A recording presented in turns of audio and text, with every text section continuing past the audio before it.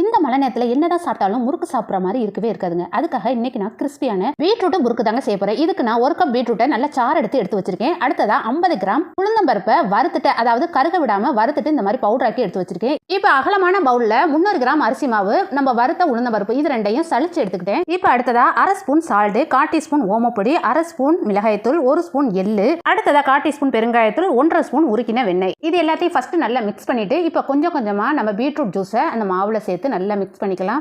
ரொம்ப கெட்டியாகவும் இல்லாம ரொம்ப தண்ணியாகவும் இல்லாம கரெக்டான பதத்துக்கு மாவு பிசைங்க. அப்பதான் முறுக்கு நல்லா வரும். இதை விட கொஞ்சம் அதிகமா நீங்க மாவு பிசையணும்னா 1/2 கிலோ மாவு 100 கிராம் உளுந்தம்பருப்பு இதாங்க இந்த முறுக்கோட அளவு. நீங்க கண்டிப்பா ட்ரை பண்ணுங்க, உங்களுக்கு சூப்பரா வரும். பீட்ரூட் முறுக்கு உங்க பிள்ளைங்களுக்கும் சரி உங்களுக்கும் சரி ரொம்ப ரொம்ப நல்லது. இந்த மாதிரி ஒரு முறை ட்ரை பண்ணுங்க, உங்களுக்கு கொஞ்சம் கூட மிஸ் ஆகாது. பாருங்க, நான் உரல்ல வச்சு பிரிக்கிறேன், கொஞ்சம் கூட மிஸ் ஆகாம சூப்பரா வருது. அதே மாதிரி ஆயில்ல போட்டாலும் ரொம்ப நல்லா வரும். டேஸ்ட் சொல்லவே வேணாங்க, அவ்வளோ சூப்பரா இருக்கும். ரொம்பவே ஹெல்த்தான ஒரு முறுக்கு இன்னைக்கு நம்ம கிச்சன்ல பார்த்துருக்கீங்க.